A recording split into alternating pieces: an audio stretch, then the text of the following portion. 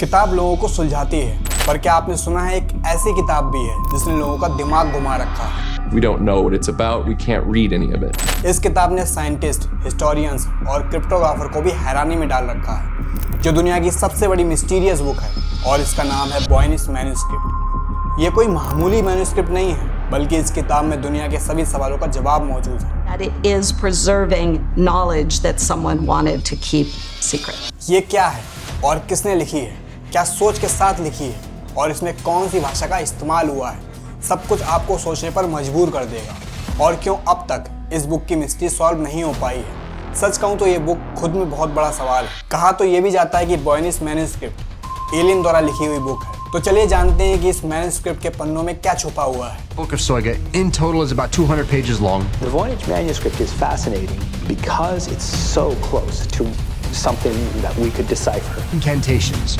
talk of witches, talk of angels and their genealogy, talk of demons, how they can possess someone.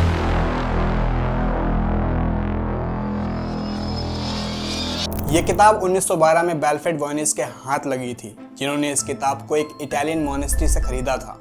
जब उन्होंने इस किताब को देखा तो तुरंत समझ गए कि ये कुछ ऑर्डिनरी चीज़ नहीं है। किताब के हर पेज पर एक अजीब सी स्क्रिप्ट लिखी हुई है जो दुनिया की किसी भी नॉन लैंग्वेज से मैच नहीं करती।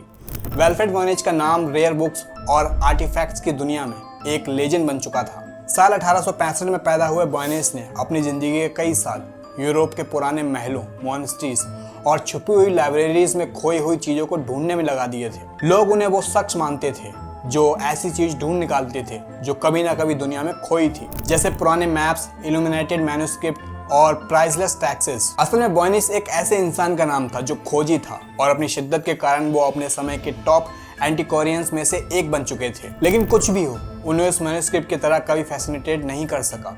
जब उन्हें इटली के एक पुराने जेसुएट कॉलेज की लाइब्रेरी में एक डस्ट कवर्ड ट्रंक के अंदर उस किताब को देखा तो उन्हें लगा कि उन्हें कुछ एक्स्ट्रा ऑर्डिनरी पा लिया था। किताब के अजीब सिंबल्स, घूमती हुई राइटिंग्स और स्ट्रेंज बोटैनिकल ड्राइंग कुछ ऐसी थी जो उन्होंने कभी नहीं देखी थी।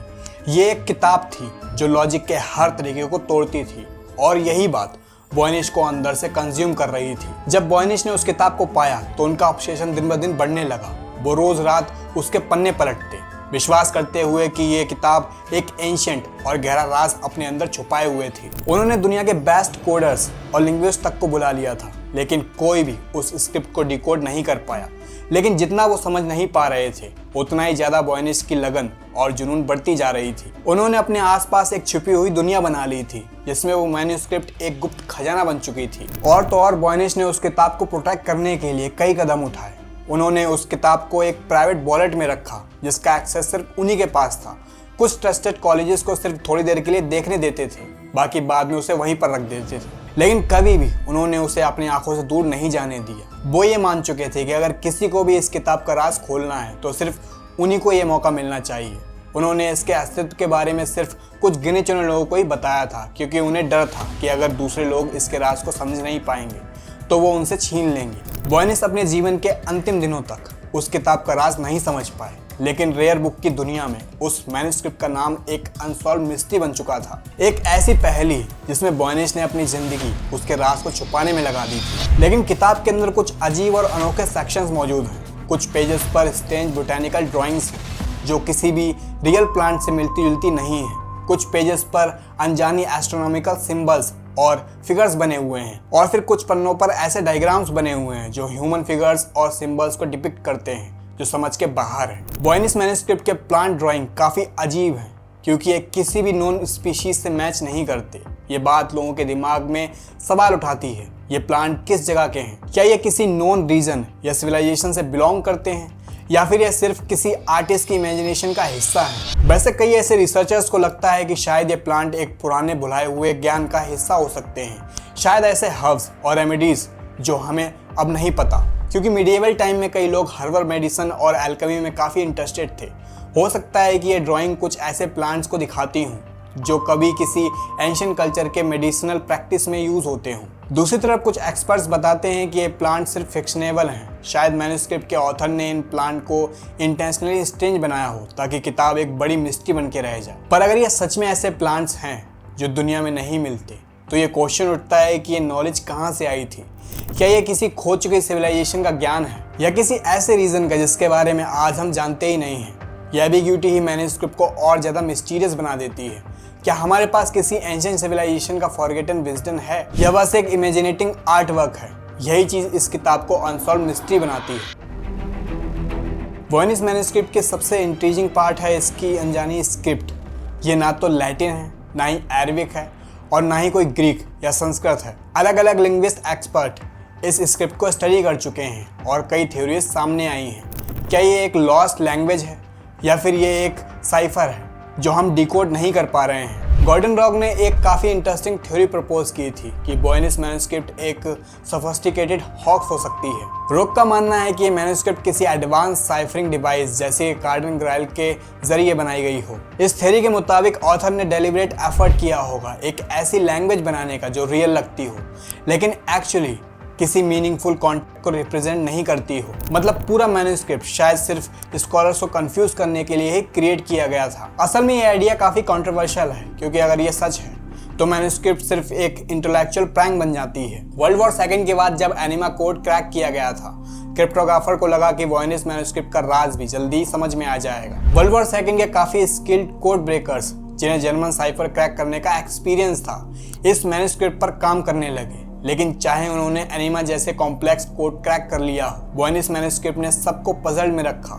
एलन ट्यूरिंग जैसे क्रिप्टोग्राफी के महान लोगों ने भी इसके कोड को डिसाइफर करने की कोशिश की, लेकिन बिना किसी सफलता के। क्रिप्टोग्राफर्स ने मल्टीपल अप्रोच यूज किए, letter frequency analysis, substitution cipher और इवन मॉडर्न एआई टेक्नोलॉजी, सबका नतीजा एक ही था। मैन्युस्क्रिप्ट का कोड समझना मुश्किल ही नहीं, ऑलमोस्ट इम्पॉसिबल था। अब सवाल ये उठता है कि ये मैन्युस्क्रिप्ट सिर्फ स्कॉलर को कंफ्यूज करने के लिए बनाया हुआ हॉक्स है या शायद इसमें एक इंटायरली न्यू लैंग्वेज है जो हम अब तक नहीं समझ पाए हैं। कुछ स्कॉलर्स को लगता है कि शायद ये मैन्युस्क्रिप्ट एक लॉस्ट और अननोन लैंग्वेज है, एक ऐसी सिविलाइजेशन से जो हमें अब तक नहीं मिली है। वॉयनिस स्क्रिप्ट में एक ऑर्गेनाइज्ड स्ट्रक्चर है, वर्ड पैटर्न्स और सेंटेंस लेंथ का, जो एक नॉर्मल लैंग्वेज के साथ मैच होता है। लेकिन क्योंकि अब तक इस लैंग्वेज का कोई दूसरा एग्जाम्पल नहीं ढूंढ पाए हैं, इस वजह से कई लोग इस थ्योरी को भी इमेजिनरी आंखों से देखते हैं। तो क्या ये मैन्युस्क्रिप्ट सिर्फ एक बड़ी चालबाजी है या हमें एक ऐसा राज बताने की कोशिश कर रही है जो अब तक दुनिया ने देखा ही नहीं है? जब तक इस कोड का सच पता नहीं चलता, वॉयनिस मैन्युस्क्रिप्ट एक अनसॉल्व मिस्ट्री ही बनी रहेगी। स्कॉलर्स और क्रिप्टोग्राफर के लिए एक बड़ा चैलेंज बना रहेगा। दोस्तों, दुनिया के सबसे ब्रिलियंट माइंड इस किताब को पढ़ने की कोशिश कर चुके हैं, लेकिन अब तक हर ट्राई फेल ही रहा है। एक टाइम पर CIA के कोड ब्रेकर्स ने भी अपने एल्गोरिदम से इसे पढ़ने की कोशिश की थी, लेकिन हर बार हम वहीं पर आकर अटक जाते हैं, पजल्ड। आर्टिफिशियल इंटेलिजेंस और मशीन लर्निंग ने रिसेंट ईयर्स में काफ़ी आगे बढ़ के हमें एंशिएंट स्क्रिप्ट को डिकोड करने में मदद दी है। जैसे लाइनर भी, जो कि एक एंशिएंट ग्रीक स्क्रिप्ट थी, उसे मॉडर्न एल्गोरिदम की मदद से समझने में कामयाब हो गए। लेकिन वॉयनिस मैन्युस्क्रिप्ट को यह एल्गोरिदम अब तक नहीं समझ पाया है। वॉयनिस मैन्युस्क्रिप्ट के जो स्ट्रेंज राइटिंग और विजार्ड ड्राइंग है, उन्होंने सेंचुरीज से स्कॉलर्स और क्रिप्टोग्राफर को पजल करके रखा हुआ है। रिसेंट AI टेक्नोलॉजीज जो एनिमा जैसे complex world war second code को भी क्रैक कर चुकी है, अब तक इस मैन्युस्क्रिप्ट को डिसाइफर करने में असफल रही है। कुछ AI एल्गोरिदम ने बाकी एंशिएंट स्क्रिप्ट्स को भी सक्सेसफुली डिकोड किया है, जैसे कि लाइनर भी। इसमें AI ने वर्ड पैटर्न्स और लेटर फ्रीक्वेंसी को एनालाइज करके पता लगाया था कि वो किस लैंग्वेज से रिलेटेड है। लेकिन जब वही एल्गोरिदम्स वॉयनिस मैन्युस्क्रिप्ट पर अप्लाई किए गए तो उन्होंने कोई मीनिंगफुल पैटर्न नहीं ढूंढा। एल्गोरिदम सिर्फ ये बता पा रहे थे कि ये स्क्रिप्ट आर्टिफिशियली स्ट्रक्चर्ड है, लेकिन इसके पीछे की रियल लैंग्वेज या राज अब तक समझ नहीं पाया है। अब सवाल ये उठता है कि क्या वॉयनिस मैन्युस्क्रिप्ट का कोड फंडामेंटली डिफरेंट है? क्या हम एक पीस ऑफ पजल मिस कर रहे हैं जो इसको समझने में मदद करेगा? क्योंकि बाकी एंशिएंट कोड्स के साथ एक कॉमन चीज़ थी, हम उन लैंग्वेजेस के बारे में थोड़ा बहुत पहले से ही जानते थे। उन्हें डिकोड करते वक्त कुछ हिस्टोरिकल कॉन्टेक्स्ट और लिंग्विस्टिक लैंग्वेज थी जो मशीन को हेल्प करती थी। लाइनर वी को डिकोड करने के लिए हमें ग्रीक लैंग्वेज के बेस पता था, लेकिन वॉयनिस मैन्युस्क्रिप्ट के साथ ये प्रॉब्लम है कि हमारे पास कोई भी रेफरेंस नहीं है। कुछ एक्सपर्ट्स का मानना है कि ये मैन्युस्क्रिप्ट किसी कंप्लीटली अननोन या फिर शायद ये इनिशियली बनाया गया एक हॉक्स है जिसका पर्पस है स्कॉलर्स और एल्गोरिदम को कंफ्यूज करना था, और इस वजह से मशीन लर्निंग अब तक इस पजल को सॉल्व नहीं कर पाई है। तो क्या हमें अब तक एक क्रूशियल क्लू मिस हो रहा है जो इस कोड को खोलने में मदद करेगा? या फिर ये एक अनसॉल्व मिस्ट्री ही बनकर रह जाएगा। एआई और मशीन लर्निंग ने एंशिएंट कोड को डिकोड करने में काफ़ी आगे बढ़कर काम किया है, लेकिन शायद वॉयनिस मैन्युस्क्रिप्ट हमसे कुछ ऐसा छुपा रही है जो अब तक हमें समझ नहीं आया है। इस मैन्युस्क्रिप्ट का राज अभी भी अनसॉल्व्ड है, एक ऐसी पजल है जो शायद हमें फ्यूचर में समझ आ पाएगी या फिर कभी नहीं आएगी। असल में 15वीं सेंचुरी के यूरोप में ये किताब लिखी गई थी, उस वक्त जब साइंस, मेडिसिन और एल्केमी एक रेवोल्यूशनरी दौर से गुजर रहा था। क्या ये किताब उसी दौर का एक साइंटिफिक या एल्केमिकल डॉक्यूमेंट है? मिडिएवल टाइम में एल्केमी एक ऐसा साइंस था जो मैजिक और केमिस्ट्री को मिक्स करता था। एल्केमिस्ट जैसे परसेलिसस और निकोलस फ्लेमल बिलीव करते थे कि वो कुछ ऐसे सीक्रेट ढूंढ सकते हैं जो दुनिया को बदल सकते हैं, जैसे सोने को बनाना या इंटरनल लाइफ पाना। क्योंकि एल्केमी का गोल था एक ऐसे यूनिवर्सल पेनेसिया और फिलोसोफर स्टोन ढूंढा जाए जो सभी डिजीज को क्योर और सोने को बनाने की एबिलिटी रखता हो। एल्केमिस्ट काफ़ी एक्सपेरिमेंट्स और राइटिंग्स में इन्वॉल्व थे और उन्होंने ऐसे सिंबल्स और कोड्स यूज़ किए थे उनके लैंग्वेजेस को सेफ और सीक्रेट रखने के लिए। वॉयनिस मैन्युस्क्रिप्ट के स्टेन सिंबल्स और इलस्ट्रेशन कुछ सिमिलर पैटर्न्स को दिखाते हैं जो अल्केमिकल टेक्स्ट में देखे गए हैं। अब ये मैन्युस्क्रिप्ट एक ऐसी डिटेल मैनुअल हो सकती है जो मिडिएवल एल्केमी के सीक्रेट को प्रोटेक्ट करने के लिए डिज़ाइन की गई हो। अब यहाँ पर ये सवाल उठते हैं कि क्या इसमें वो सीक्रेट हैं जो सोने को बनाने या इंटरनल लाइफ अचीव करने के लिए ज़रूरी हैं। फेमस एल्केमिस्ट लाइक परसेलिसस जो अपने यूनिक आइडियाज़ और मेडिसिनल एल्केमी के लिए जाने जाते हैं, उनके वर्ड्स में भी क्रिप्टिक लैंग्वेज और कॉम्प्लेक्स सिंबल का यूज़ होता था। उनका मानना था कि नेचर के अंदर एक हिडन नॉलेज होती है जो उनके एक्सपेरिमेंट के जरिए डिस्कवर किए जा सकते हैं। शायद वॉयनिस मैन्युस्क्रिप्ट भी एक ऐसी मैनुअल हो जो एक कॉम्प्लेक्स एल्केमिकल रेसिपी को सिक्योर करने के लिए डिज़ाइन की गई हो। ये भी बस एक अनुमान है कि मैन्युस्क्रिप्ट के स्टेन सिंबल एक इनक्रिप्टेड एल्केमिकल रेसिपी बुक हो सकती है। अगर ऐसा है तो क्या ये किताब मैजिकल फार्मूला रखती है जो सोने को बनाने या इंटरनल लाइफ देने की कैपेसिटी रखती है? खैर, जो भी थ्योरी हो, मैन्युस्क्रिप्ट के मिस्टीरियस नेचर और उसकी कॉम्प्लेक्स सिंबॉलिज्म हमें ये सोचने पर मजबूर करती है कि शायद इसके अंदर एक एंशिएंट एल्केमिकल सीक्रेट छुपा है। ये मैन्युस्क्रिप्ट अगर ये एल्केमिकल सीक्रेट को प्रोटेक्ट करता है तो वो सीक्रेट आज भी हमसे दूर है। क्या इस मैन्युस्क्रिप्ट का राज कभी खुल पाएगा या बस एक एंशिएंट पजल बनकर ही रह जाएगा?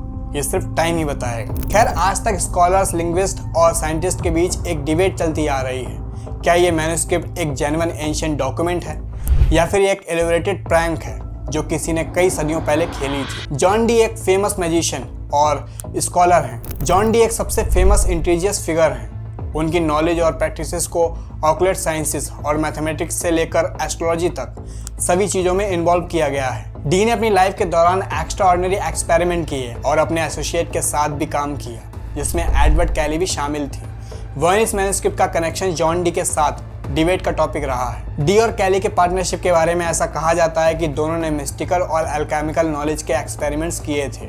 क्या ऐसा हो सकता है कि ये मैन्युस्क्रिप्ट उनके द्वारा लिखा गया हो, एक ऐसे टेक्स्ट के रूप में जो एल्केमिकल सीक्रेट और ऑक्युलेट नॉलेज को रिप्रेजेंट करता हो? जॉन डी और एडवर्ड कैली ने अपनी राइटिंग्स और एक्सपेरिमेंट्स में क्रिप्टिक सिंबल्स और लैंग्वेजेस का यूज़ किया था जो शायद वॉयनिस स्क्रिप्ट से मिलते जुलते हों। कैली के साथ डी का नाम इतना मिस्टीरियस था कि उन्होंने अपने टेक्स्ट को इनक्रिप्टेड फॉर्म्स में लिखा था, जिससे शायद मैन्युस्क्रिप्ट का क्रिएटर भी एक सिमिलर अप्रोच अपनाता हो। एक थ्योरी के मुताबिक वॉयनिस मैन्युस्क्रिप्ट एक डेरिवेटेड क्रिएशन हो सकती है जो जॉन डी और कैली के ऑक्युलेट एक्सपेरिमेंट्स और अल्केमिकल नॉलेज को प्रोटेक्ट करने के लिए बनाई गई हो। शायद ये मैन्युस्क्रिप्ट उनका एक ऐसा सीक्रेट डॉक्यूमेंट हो जो उन्होंने अपनी मिस्टिकल प्रैक्टिसेस को सेफ रखने के लिए लिखा हो। तो क्या ये मैन्युस्क्रिप्ट सच में किसी बड़ी डिस्कवरी के राज रखता है या ये सिर्फ माइंड गेम है जो सेंचुरीज तक हमसे खेलता आ रहा है? क्या जॉन डी और एडवर्ड कैली ने इस मैन्युस्क्रिप्ट को एक इंटेलेक्चुअल चैलेंज बनाने के लिए क्रिएट किया था या शायद ये एक